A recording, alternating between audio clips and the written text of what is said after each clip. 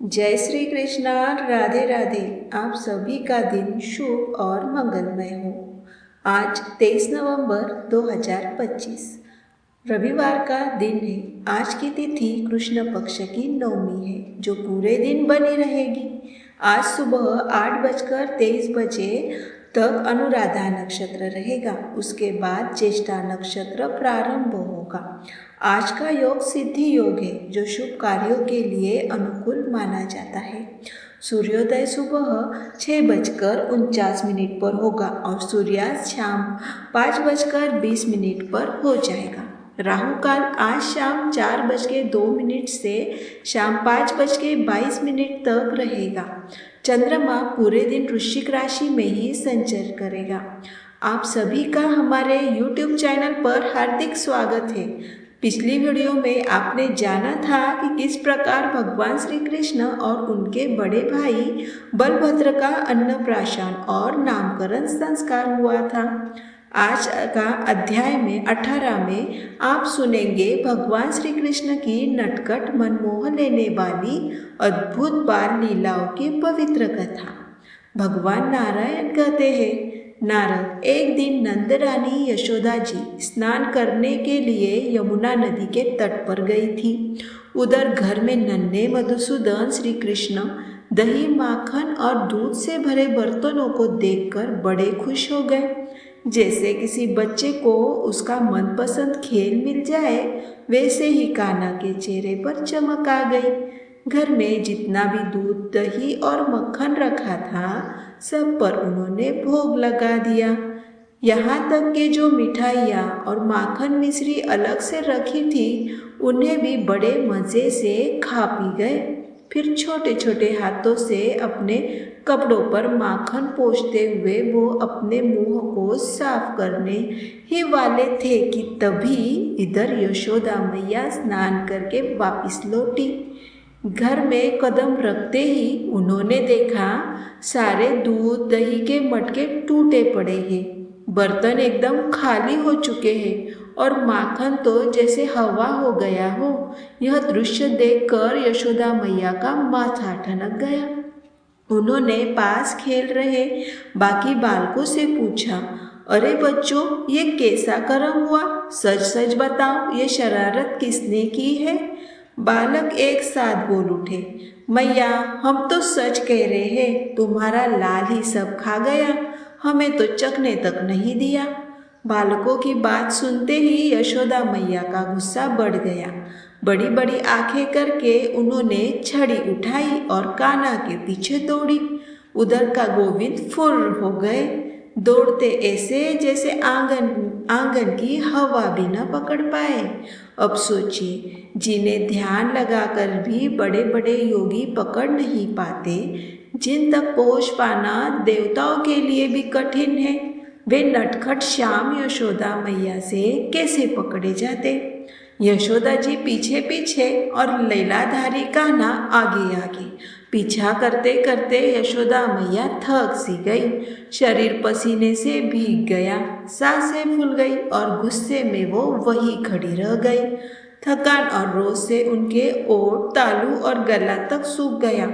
अब ऐसे हालत में भगवान को पकड़ पाना उनके लिए असंभव ही था।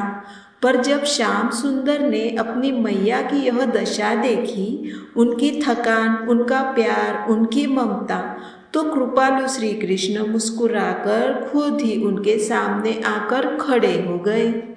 अब जरा सोचिए, उस पल यशोदा मैया के मन में कैसी भावनाएं उमड़ी होगी।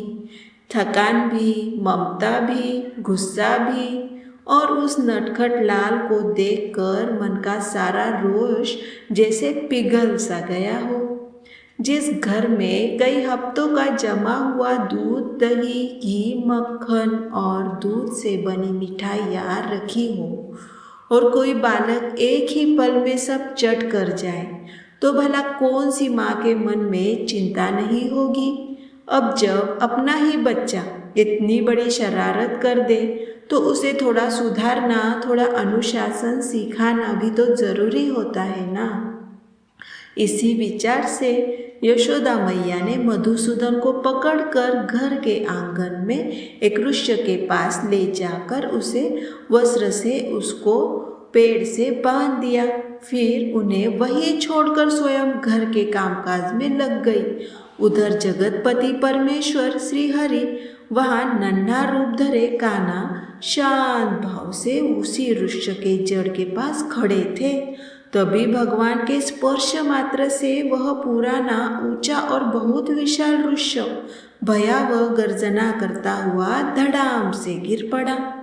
वृक्ष गिरा और उसी के साथ वहाँ एक दिव्य पुरुष प्रकट हुआ।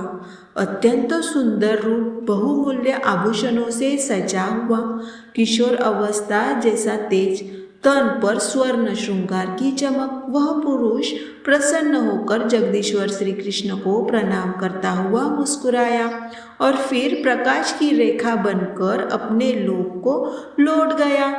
वृक्ष गिरते ही बड़ा भारी शोर हुआ। यह सुनकर यशोदा जी घबरा गई। दौड़कर वहां पहुंची तो उन्होंने देखा उनका लाल बिल्कुल सुरक्षित खड़ा है।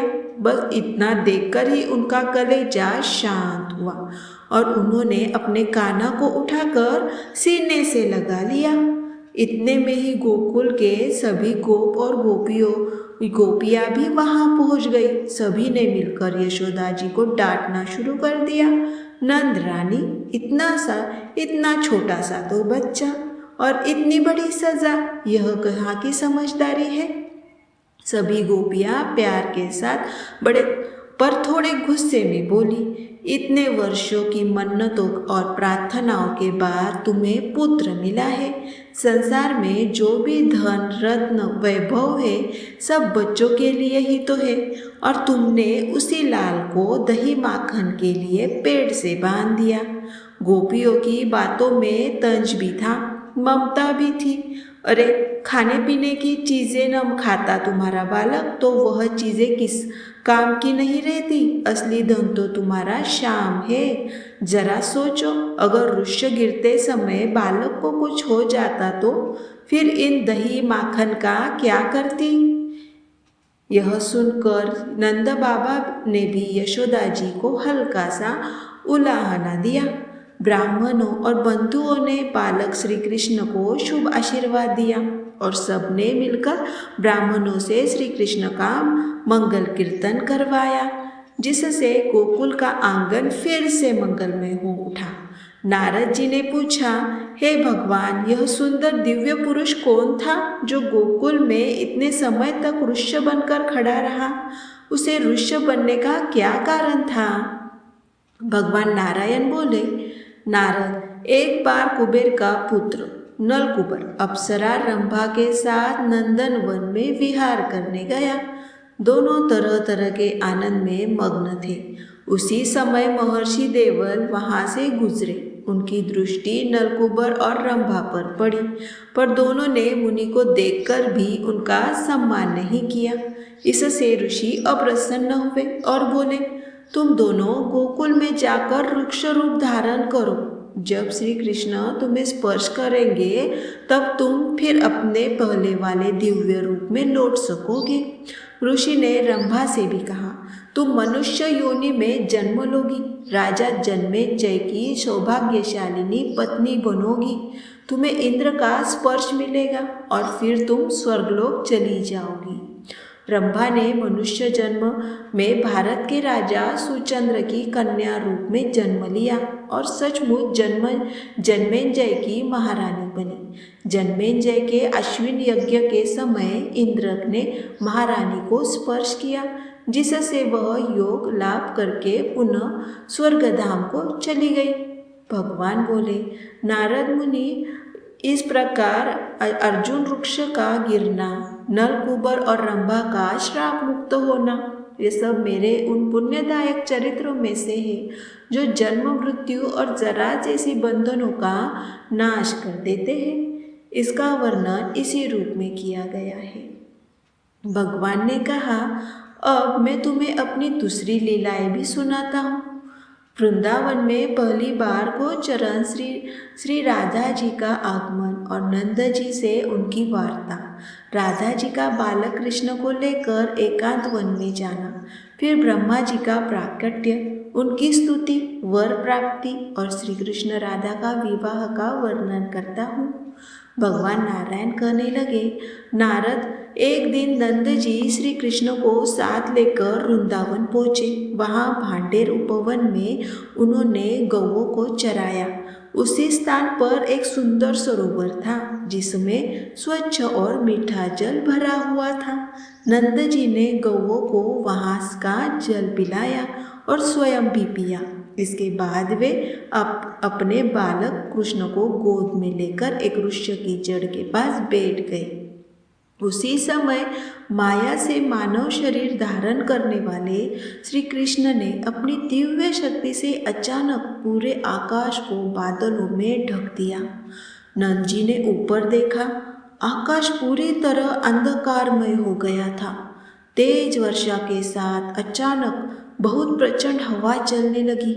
बादलों में भयंकर गड़गड़ाहट होने लगी और बिजली की दारुण गर्जना से पूरा वन कांप उठा।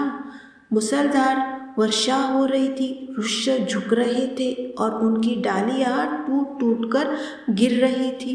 यह सब देख नंद जी बहुत भयभीत हो गए। मन ही मन सोचने लगे, मैं इन गौओं और बछड़ों को छोड़कर घर कैसे जाऊं? और यदि घर नहीं जा पाता तो मेरे इस छोटे से बालक का क्या होगा? उसी चिंता में डूबे नंद जी सोच ही रहे थे कि उसी समय श्री कृष्ण वर्षा और तूफान से भयभीत होकर रोने लगे और अपने पिता के गले को जोर से पकड़ लिया। ठीक उसी समय राधा जी श्री कृष्ण के पास पहुंची। वे जिस मृदु चाल से चल रही थी उससे मानो राजहंसों और खंजन पक्षियों का गर्व भी टूट रहा था। उनकी आकृति इतनी मनोहर थी कि उनके मुख की आभा शरद पूर्णिमा के चंद्रमा की चमक को भी पीछे छोड़ रही थी। उनकी आंखें ऐसे लग रही थी जैसे शरद ऋतु की दोपहर में खिले कमल का सौंदर्य भी उनसे हार मान रहा हो। तारा जैसी चमक, लंबी बोरोनिया और अंजन की रेखा सब मिलकर उनकी दृष्टि को और अद्भुत बना रही थी। उनकी नासिका पक्षीराज गरुड़ की सुंदर चोंच की शोभा को भी लज्जित कर देती थी। श्री राधा की छवि इतनी मनोहर थी कि वह स्वयं कामदेव के सारे अस्त्रों से भी अधिक प्रभावशाली लग रही थी, जिससे योगी राज के मन को भी मोह लेने में समर्थ थी। उनके सुंदर कोमल चरण मानो रात्रि की शांति को चुरा लेने वाली लालिमा से भरे थे। महावर सजे उनके पांव ऐसे लगते थे जैसे लक्ष्मी राज से भी अधिक शोभायमान हो, जिससे वे योगी राज के मन को भी मोह लेने की समर्थ थी। उनके सुंदर कोमल चरण मानो रात्रि की शांति को चुरा लेने वाली लालिमा से भरे थे। महावर से सजे उनके पांव ऐसे लगते थे जैसे लक्ष्मी राज से भी अधिक शोभायमान हो। रत्नजटित अंगूठिया से उनकी उंगलियों की चमक और बढ़ जाती थी। वे अग्नि की लौ से कोमल और दिव्य वस्त्रों से सजी थी। उनके अंगों की कांति मानो चंपा के फूलों से भी अधिक मनोहर थी। एक हाथ में 1000 दलों वाला उज्ज्वल क्रीड़ा कमल था और दूसरे हाथ में स्वयं के मुख की शोभा निहारने के लिए रक्त रंग का दर्पण, जिन्हें निर्जन वन में अचानक सामने पाकर नंद जी अत्यंत विस्मित हो गए। उनकी आभा ऐसी थी मानो करोड़ों चंद्रमाओं का प्रकाश एक साथ उतर आया हो और दसों दिशाएं आलोकित हो उठी हो। नंदराय जी ने उन्हें प्रणाम किया। उनके नेत्रों से आंसू झरने लगे और भक्ति से भरा मस्तक झुक गया। वे बोले, देवी, गर्ग मुनि जी ने आपके विषय में बहुत कुछ सुनाया है। मैं जानता हूँ कि आप श्री हरि जी की लक्ष्मी से भी बढ़कर प्रिया है और यह भी जान चुका हूँ कि यह श्याम सुंदर श्री कृष्ण स्वयं विष्णु के भी अतिशय निर्गुण और अच्युत स्वरूप है। फिर भी मैं मनुष्य हूँ, इसीलिए विष्णु माया से मोहित रहता हूँ। भद्रे, अब आप इन प्राणनाथ को ग्रहण करें। जहाँ आपका मन हो आपके अपने अनुसार ले जाए। अपना मनोरथ पूर्ण होने पर कृपा करके मुझे पुत्र को वापस लौटा दिया जाए। इतना कहकर नंद जी ने रोते हुए बालक को राधा जी की गोद में दे दिया। राधा जी ने बालक कृष्ण को अपनी बाहों में ले लिया। उनके मुख पर मधुर हास्य खिल उठा। वे विनय से बोली, बाबा, यह रहस्य किसी अन्य पर प्रकट न होने पाए। सावधान रहना। आज तुम्हें मेरा दर्शन अनेक जन्मों के पुण्य फल से मिला है। गर्ग जी के वचन से तुम सब जान चुके हो। हमारे अवतार का कारण, हमारे गोपनीय चरित्र, सब। अतः कहीं कहना नहीं। अब कहाँ गोकुल लौट जाइए। राजेश्वर, आपके मन में जो भी इच्छा हो मांग लो। दुर्लभ से दुर्लभ वर भी मैं सहज दे सकती हूँ। राधा जी के वचन सुनकर नंद जी बोले, देवी, बस यही वर दो कि मैं और मेरी पत्नी हम दोनों तुम्हारे और तुम्हारे प्रियतम के चरणों की भक्ति में जीवन व्यतीत करें। हमें वही सौभाग्य मिले कि हम सदैव आपके प्रेम में बस सके। यह सुनकर परमेश्वरी राधा बोली, हे ब्रजेश्वर, पर भविष्य में मैं आपको अनुपम दास भाव प्रदान करूंगी। इस समय आपको हमारी भक्ति प्राप्त हो चुकी है। हमारे चरणों में आपकी प्रीति दिन रात बनी रहे। हमारे दुर्लभ स्मरण से आपका हृदय सदा भरा रहे। मेरे वरदान से माया आपको स्पर्श भी न कर पाएगी और जब यह मानव शरीर समाप्त होगा तब आप दोनों सीधे गोलोक पधारेंगे। यह कहकर राधा जी कृष्ण को आप अपनी दोनों बाहों में स्नेह से भरकर उठा लिया और अपनी इच्छा अनुसार वहां से आगे बढ़ गई। कृष्ण के स्पर्श से उनका संपूर्ण शरीर पुलकित हो उठा और उन्हें अपने वास्तविक दिव्य स्वरूप की स्मृति हो आई। थोड़ी दूर जाकर राधा जी ने माया देवी द्वारा बनाया हुआ एक अद्भुत रत्न मंडप देखा। सैकड़ों कलशों और विचित्र कलात्मक चरित्रों से सजी वह संरचना असाधारण दीप्ति दे रही थी। सुंदर कंगूरों से वह सुशोभित थी। सिंदूर जैसी कांति वाले सहस्र खंभे उस मंडप की गरिमा बढ़ा रहे थे। भीतर चंदन, कस्तूरी और केसर की सुगंध से भरी मालतियों की मालाएं लटकी थी, जिनसे पुष्प श्रेय की अद्वितीय श्रृंखला बनी हुई थी। वहां नाना प्रकार की भोग सामग्री एकत्र रखी हुई थी। दीवारों पर दिव्य चमकदार दर्पण जड़े थे। श्रेष्ठ मानो मोतियों और माणिक्यों की मालाओं के जाल से पूरे मंडप को अत्यंत सुंदरता से सजाया गया था। उसके किवाड़ महेंद्र द्वारा निर्मित उत्कृष्ट कारीगरी वाले थे। भवन के खंभों और दीवारों पर बेल बूटों की सुंदर नक्काशी उकेरी हुई थी। उत्तम पट्टिकाओं के समूह से वह पूरा स्थान सुसज्जित था। कुमकुम जैसे लाल रंग वाली मनोहारिणी मानो द्वारा उसमें 7 सीढ़ियां बनाई गई थी। भवन के सामने एक मनोहर बगीचा था, जिसमें रंग बिरंगे फूल खिले थे और उन पर भारी भरकम भौरे गुंजार कर रहे थे। देवी राधा उस मंडप को देखकर अत्यंत प्रसन्न हुई और उसके भीतर चली गई। अंदर उन्होंने कपूर और अन्य सुगंधित द्रव्यों से मिला हुआ तांबूल, रत्नजटित कलश और स्वच्छ शीतल मनोहर जल देखा। वहाँ सुधा और मधु से भरे अनेक रत्नमय कलश भी रखे थे, जो अपूर्व शोभा दे रहे थे। भवन के भीतर पुष्पों से बने शैया पर किशोर अवस्था के श्याम सुंदर कामिनी पुरुष विराजमान थे। उनका सौंदर्य अत्यंत मनोहर था। उनके मुख पर मंद मंद मुस्कान तैर रही थी। वे चंदन से लेपित थे और करोड़ों कामनाओं को आकर्षित करने वाली लावण्यमती लीला से अलंकृत प्रतीत होते थे। उन्होंने पीतांबर धारण किया था। और उनके मुख तथा नेत्रों में प्रसन्नता झलक रही थी। उनके दोनों चरणों पर महेंद्र निर्मित मंजीरों की कोमल झंकार मधुर संगीत जैसी प्रतीत होती थी। हाथों में उत्तम रत्न सार से बने कंगन झिलमिला रहे थे। श्रेष्ठ मानव द्वारा रचित मणिकुंडलों से उनके कंठस्थल की अद्भुत शोभा बढ़ रही थी। उनके वक्षस्थल पर उज्ज्वल प्रभा फैल रही थी। सिर पर त्रिभुज चूड़ामणि धारण किए वे उस रत्न मंडप को निहार रहे थे। राधा जी ने यह दृश्य देखा तो चकित हो गई। मेरे गोद में तो अभी छोटा बालक था और यहाँ तो नूतन यौवन से भरा यह अद्भुत पुरुष दिखाई दे रहा है। यह देखकर यद्यपि वे सर्वस्मृति स्वरूपा थी, फिर भी उन्हें कुछ क्षण के लिए आश्चर्य हुआ। राजेश्वरी उस अत्यंत मनोहर रूप को देखकर मोहित हो उठी।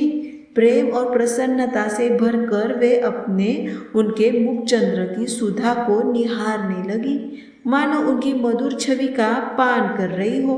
उनकी पलकें मानो ठहर सी गई। मन में प्रेम विहार की गहरी लालसा उठ रही थी। उसी समय राधा जी का सर्वांग पुलकित होने लगा। वे मंद मंद मुस्कुराई, प्रेम वेदना से व्याकुल हो रही थी।